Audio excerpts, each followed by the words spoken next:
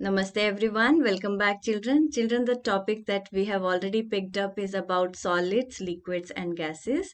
And in our part 1, we have talked about the states of matter, and we know that these are 3 states of matter. And what is matter? Matter is anything that occupies space and has weight is called matter.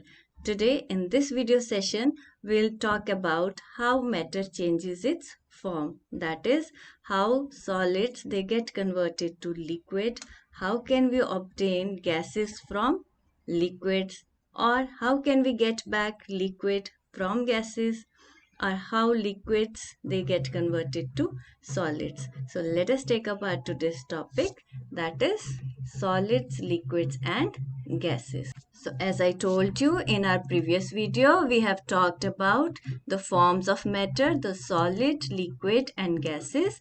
And today in this video session, we'll talk about the changes in the forms of matter. And then we have 4 important terms to describe them. First is melting, then we have evaporation, then we have condensation and freezing. And as we know that anything that has weight and occupies space is called matter. And matter exists in 3 forms: solids, liquids and gases. And if we take up the example of water, we know that water can exist as water in liquid form, steam in gas form, or ice in solid form. Now we should know that matter, as here we have taken the case of water, changes its form on heating or cooling. Ice, which is a solid form of water, when heated converts to water or liquid, and this process is called melting. So that means solids on melting, they give liquids.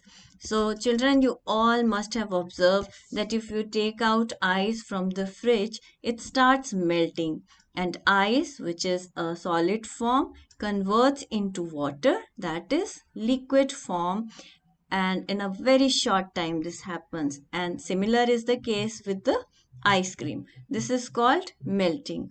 Now let us see a demonstration on melting. As you can see, here are some ice cubes in a pan kept over a gas burner. Now let us light the burner and allow them to heat up. As the ice cubes heat up, you can see that they have started converting into water. Some of the ice has melted and become water. So this process of converting of ice, that is solid, to water, that is a liquid, on heating is called melting. So children, as you observed that we get water on heating ice. Now let us observe what happens to water if we heat it further. So next process is evaporation. Water, which is liquid, when heated converts to water vapor or gas. This process is called evaporation. That means liquid on evaporation gives gas. So children, let us take up some examples of evaporation. If we take up this example, this is a very common phenomena which takes place in your kitchen as well, wherein the water, when it is heated, it becomes steam. It gives rise to steam. And what is steam basically? Steam are the water vapors. That means the water is converting into water vapors. And similar phenomena takes place in nature as well. These pictures are clearly showing the process of evaporation taking place from the surface of water in lakes, ponds, rivers, right, due to the heat of the sun. And now let us understand evaporation with the help of a demonstration. So children, to understand the process of evaporation, we'll take the help of this steam inhaler. So as you can see here, this is a steam inhaler and this is its jar wherein I have put some water. Now I am going to fix this jar in the inhaler. And now to heat up water, I'll simply switch it on. Now we'll wait for some time, and we'll observe that the steam will start coming out of the inhaler. So what is this steam basically?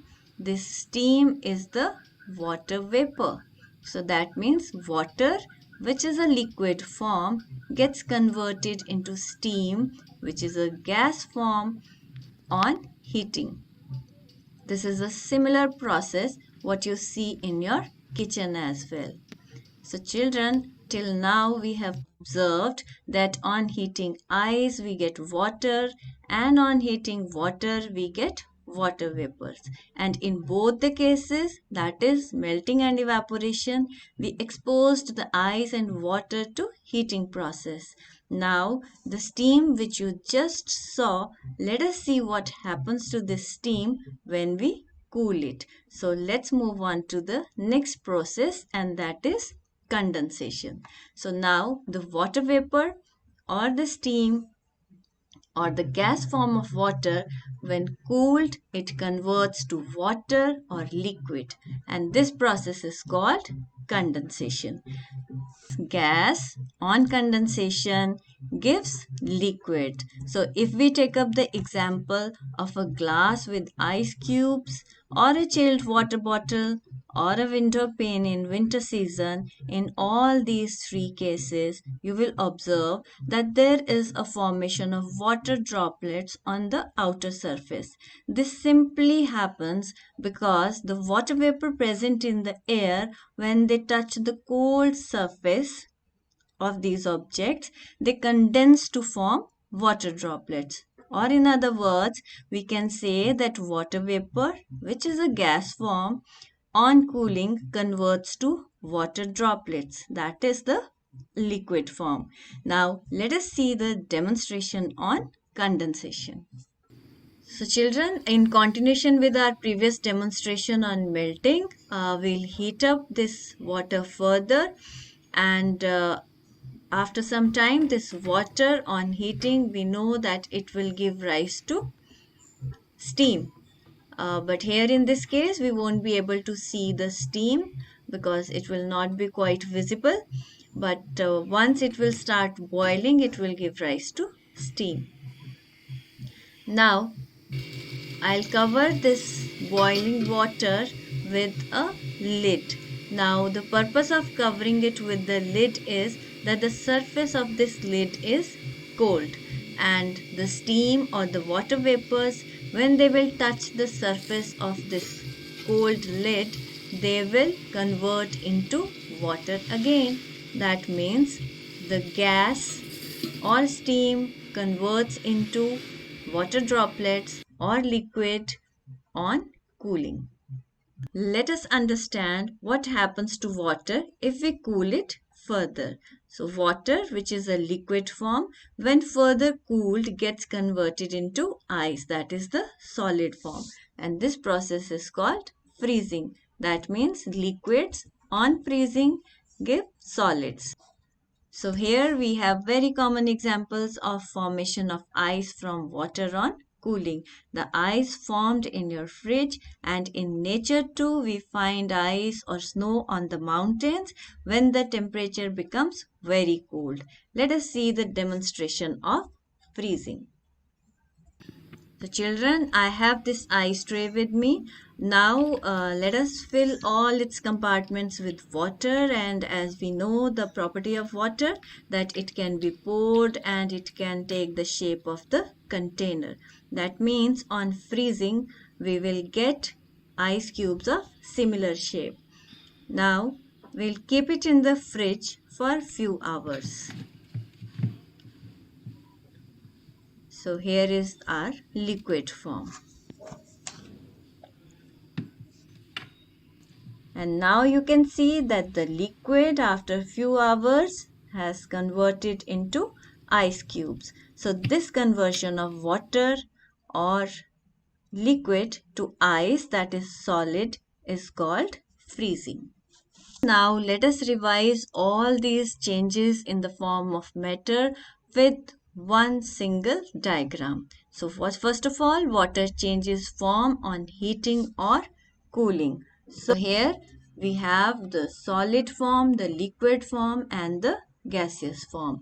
And now we know that solids on melting, they give rise to liquids, and it happens on heating up. And again, if we further heat the liquids, they evaporate and they form gases. And now let us come to the cooling process. If gas or water vapors, they will cool down, they will form liquids, right? And if we further cool the liquid, they will give rise to solids. And this process is called freezing. So with this, let us move on to our keywords. So now we know what is melting, process in which solids convert to liquids on heating.